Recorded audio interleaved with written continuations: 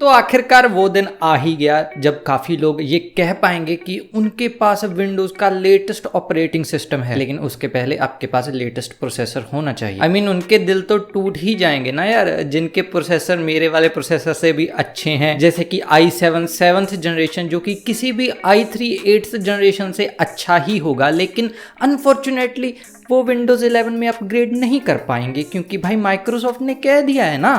खैर माइक्रोसॉफ्ट की माइक्रोसॉफ्ट जाने, लेकिन इन दी एंड अनसपोर्टेड पीसी डायरेक्टली अपने कंट्रोल पैनल में जाकर विंडोज़ को अपडेट नहीं कर सकते, उन्हें विंडोज़ 11 क्लीन इंस्टॉल ही करनी पड़ेगी। और अगर आप क्लीन इंस्टॉल करने की कोशिश करते हो तो माइक्रोसॉफ्ट आपको पहले ही जवाब दे देगा कि भाई अपडेट्स नहीं मिलेंगे। तो हाँ, ये खुशी वाला दिन सिर्फ उन लोगों के लिए है जिनके पास सपोर्टेड पीसी है और TPM जैसी रिक्वायरमेंट्स या सिक्योर बूट जैसी चीज़ें जिन्होंने एनेबल करके रखी हुई हैं, और उसके बाद ही आपको विंडोज़ 11 की अपडेट मिल जाएगी। अपडेट रोल आउट होने लग गई है, लेकिन सभी को एक साथ नहीं मिलेगी, ये स्टेजेस में अपग्रेड आएगा। माइक्रोसॉफ्ट ने ये चीज़ पहले ही क्लियर कर दी थी कि ये जो भी अपग्रेड का प्रोसेस है ये 2022 तक चलता रहेगा। तो आप उम्मीद कर सकते हो कि भाई अगर आपको अभी नहीं मिली तो आपको आने वाले टाइम में ज़रूर मिल जाएगी। जिन लोगों ने मेरी पिछली वीडियो के बाद विंडोज़ 11 रिलीज प्रीव्यू से इंस्टॉल करी थी, उनको अपग्रेड का ऑप्शन नहीं आएगा, बिकॉज हम वही विंडोज़ यूज़ कर रहे हैं जो कि आज रिलीज हुई है। लेकिन जो लोग डेव चैनल पर हैं वो इसके अगले अपडेट्स पर ऑलरेडी पहुंच चुके हैं,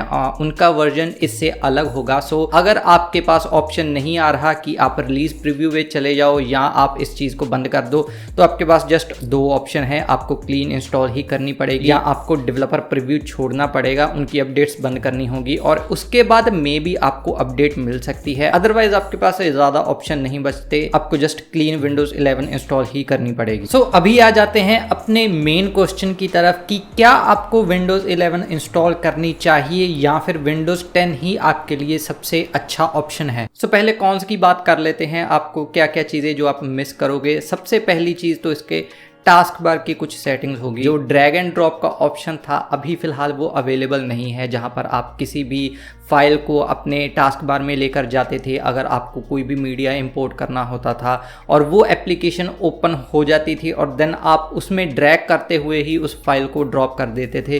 तो ये चीज़ अभी आप नहीं कर सकते, और आई थिंक ये सबसे बड़ी प्रॉब्लम उन लोगों के लिए होगी जो फोटोशॉप पे या प्रीमियर प्रो पे काम करते हैं या किसी भी वीडियो एडिटिंग या फोटो एडिटिंग सॉफ्टवेयर पे काम करते हैं, बिकॉज उनका मोस्टली काम ऐसे ही होता है। लेकिन अनफॉर्चुनेटली विंडोज़ 11 आपको ये ऑप्शन नहीं देता। इसके अलावा विंडोज़ 11 आपको ड्रैग एंड ड्रॉप करके कोई भी ऐप पिन करने का ऑप्शन भी नहीं देता। मतलब माइक्रोसॉफ्ट का टास्क बार के साथ कुछ तो ऑब्सेशन है कि यार ड्रैग एंड ड्रॉप बिल्कुल हो ही नहीं पाएगा। इसके अलावा यहाँ पर कोई भी परफॉर्मेंस पर इतना बूस्ट नहीं मिल रहा। आई मीन जितने FPS मुझे पहले आ रहे थे ऑलमोस्ट उतने ही FPS विंडोज़ 11 में आ रहे हैं। सो अगर इंप्रूवमेंट की बात करें, या जैसे माइक्रोसॉफ्ट ने कहा था कि हमारी जो विंडोज़ 11 है वो गेमिंग की परिभाषा को बदल देगी, वैसा कुछ भी नहीं हो रहा। सो इस चीज़ को भी मैं तो कौन ही मान के चलूंगा। इसके अलावा अभी भी विंडोज़ 11 में कुछ बग्स हैं जो प्रेजेंट हैं, जैसे कि एक मेमोरी लीक का भी बग कह रहे हैं कि विंडोज़ 11 में अभी भी है।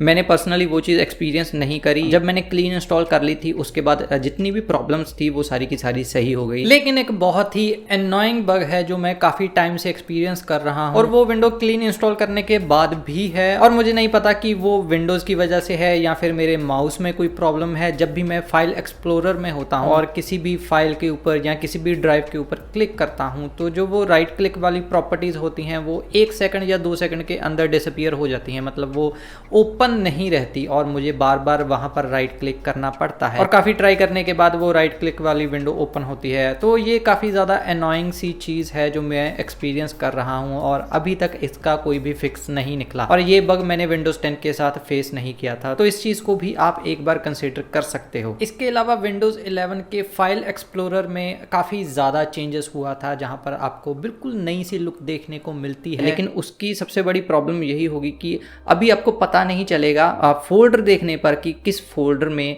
कौन सी चीज़ पड़ी है। मतलब नॉर्मली पहले होता था फोल्डर्स का पता लग जाता था, वो फाइल्स का एक थंबनेल बना आता था आपके फोल्डर्स के ऊपर, लेकिन अभी आपको जस्ट एक वाइट सी क्रीज दिखाई देगी जिससे आपको पता चल जाएगा कि आपके फोल्डर में कोई चीज़ है या नहीं। और उस चीज़ को भी आप तभी देख सकोगे जब फोल्डर आपने लार्ज साइज पर रखे हुए।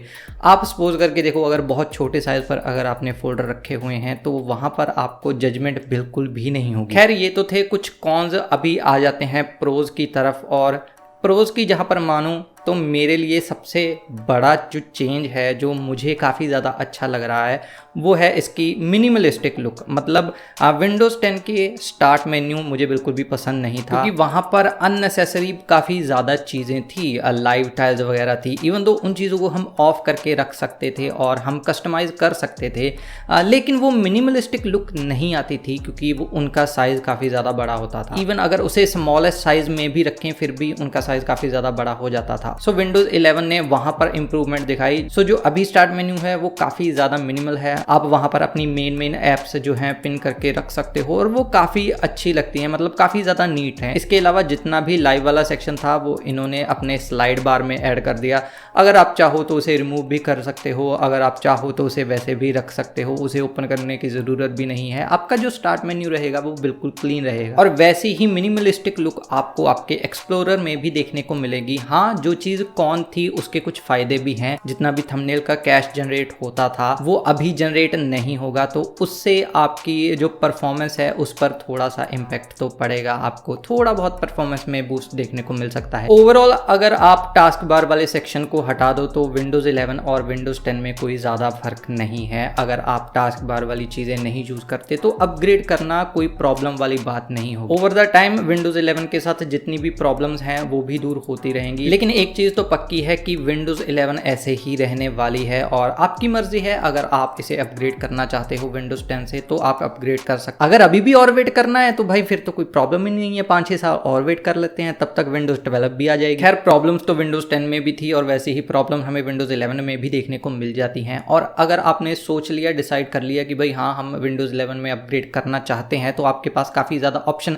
अभी अवेलेबल हो चुके हैं। और उन ऑप्शन में से सबसे पहला ऑप्शन तो अपग्रेड असिस्टेंट होगा, जो आप अगर अपने पीसी में विंडोज 10 के साथ डाउनलोड करोगे तो वहां पर आपको अपग्रेड मैन्युअली करना पड़ जाएगा। मतलब जो भी आपकी अपडेट आपके विंडोज अपडेट वाले सेक्शन में आती थी वो अभी आपको विंडोज असिस्टेंट के साथ मिल जाएगी और आपका पीसी बूट होगा, वहां पर पूछेगा कि आप विंडोज अपडेट करना चाहते हो। विंडोज 11 असिस्टेंट का लिंक भी मैं डिस्क्रिप्शन में दे दूंगा। उसके अलावा अगर आप मैन्युअली इसे इंस्टॉल करना चाहते हो, इसे ISO से इंस्टॉल करना चाहते हो, तो इसका मीडिया क्रिएशन टूल भी अवेलेबल हो चुका है, जिसके बारे में हमने बात पहले भी करी थी। तो वहां से आप इसकी ISO भी डाउनलोड कर सकते हो। ISO डाउनलोड करने के बाद चाहे आप उसे पेन ड्राइव से बूट करना चाहो वो आपकी मर्जी है, लेकिन किन किन चीज़ों का ध्यान रखना है वो वहां पर भी मेंशन है। तो वहां पर एक बार जाकर ज़रूर पढ़ लेना कि क्या क्या चीज़ें हैं जो रिक्वायर हैं विंडोज़ 11 में अपग्रेड करने के लिए। अगर आपको आपकी सेटिंग्स में विंडोज़ अभी तक अपडेट नहीं मिली और अगर आप अपडेट करना चाहते हो तो ये तरीका। खैर जिनके PC अनसपोर्टेड हैं मैं रिकमेंड नहीं करता कि भाई आप विंडोज़ 11 डाउनलोड करो, उसे इंस्टॉल करो और उसे यूज़ करो, बिकॉज आपको अपडेट नहीं मिलेंगी।